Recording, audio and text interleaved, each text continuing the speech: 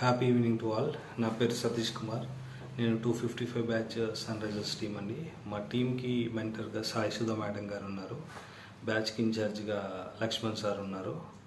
ఈరోజు మన టాపిక్ వచ్చేసి ఆర్ట్ ఆఫ్ స్టోరీ టెల్లింగ్. దీనికి స్పీకర్గా గంగుల శ్రీకర్ గారు వచ్చారు. ఆయన కథ గురించి, కథ యొక్క ప్రాముఖ్యత గురించి చాలా అద్భుతంగా ప్రసంగించారు. మొదటగా కథకు కావాల్సిన 3 అంశాలు: నేపథ్యము, ఎత్తుగడ, తర్వాత ముగింపు. నేపథ్యం అనేది ఆసక్తిని రేకెత్తించేటట్టుగా ఉండాలి. ఎత్తుగడ అంటే ట్విస్ట్ ఆర్ సస్పెన్స్ అనేది కొనసాగించాలి. తర్వాత ముగింపు అనేది చాలా అద్భుతంగా ఉండాలి. ముగింపు అనేది కథకు అతికినట్టుగా ఉండాలి, అతికించినట్టుగా ఉండకూడదు. తర్వాత చివరగా కొసమెరుపు ఆర్ ఎమోషన్ ఉండాలి. ఈ విషయాల్ని స్పీకర్ గారు వివరించారు.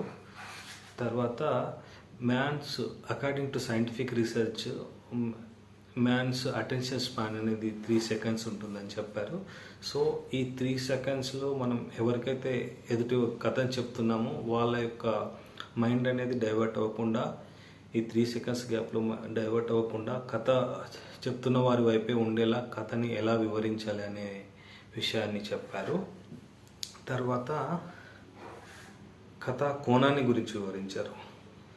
అంటే మనకు ఆవు, పులి కథలో అందరూ ఆవు యొక్క నిజాయితీని చూస్తారు, పులి యొక్క గొప్పతనం గురించి ఎవరు చూడరు. సో మనం పులి యొక్క గొప్పతనాన్ని కూడా వివరించగలగాలి. పులి బలవంతురాలైనప్పటికీ కూడా ఆవును నమ్మింది. తర్వాత ఆవుని వెళ్ళడానికి అలో చేసింది, తర్వాత వదిలేసింది. ఇలా మనం దీన్ని సొసైటీకి అన్వయించగలగాలి.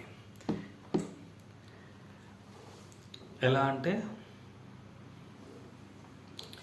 బలవంతులు బలహీనలకు మధ్య ఘర్షణ ఎలా ఉంటుంది సొసైటీలో, తర్వాత ఎలా బలవంతులు బలహీనల గొంతుని ఎలా నొక్కుతున్నారు, తర్వాత మనం ఏ వైపున ఉండాలి అన్న విషయాల్ని మనము పిల్లలకు వివరించగలగాలి.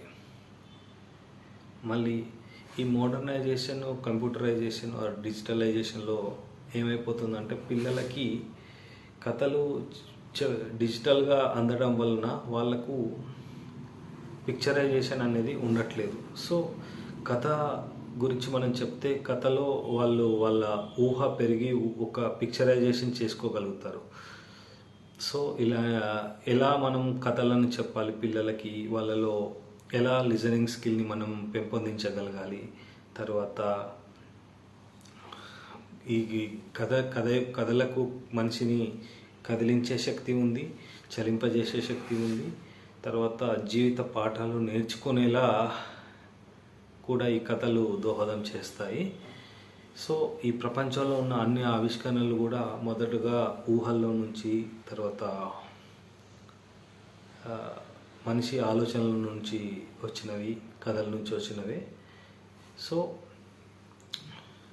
మనకు ఈ కథా ప్రాముఖ్యతను గురించి చాలా అద్భుతంగా వివరించిన స్పీకర్ గంగుల శ్రీకర్ గారికి ధన్యవాదాలు తెలియజేస్తున్నాను.